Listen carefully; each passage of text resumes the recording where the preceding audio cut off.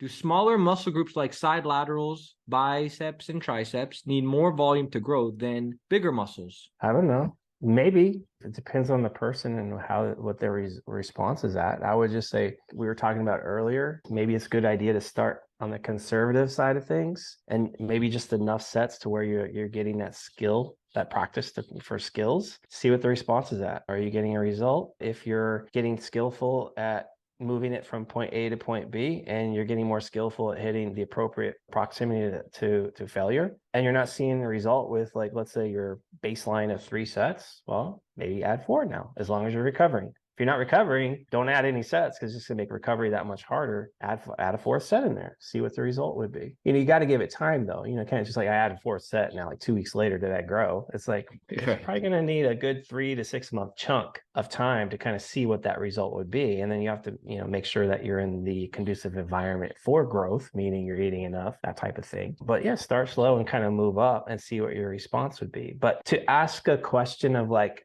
do these muscle groups require more volume than other muscle groups, or how much volume do I need? I have no idea how much volume someone should be doing until I can actually put a baseline in there to start from, and then kind of start moving from there, and then analyzing the results. Does the volume need to be higher? Does it need to be lower? Eric Helms is a great example. His lower body responds much better to his upper body, meaning he has to do a lot more work for his upper body to get a response versus his lower body. There's no way he would have known that ahead of time. He actually had to go through a lot of trial and error to figure that out.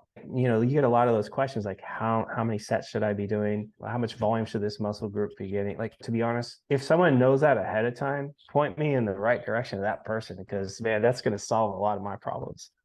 You need a crystal ball for that one. They love to ask that though. Like, a lot of people love to ask that on your Instagram. I noticed in the comment section, right? It's natural for humans to want to know the answers ahead of time. Right? Yeah. So that I have an understanding of that. The answer I just gave you is like kind of the answer I try to give to everybody. How efficient is muscle memory? Okay.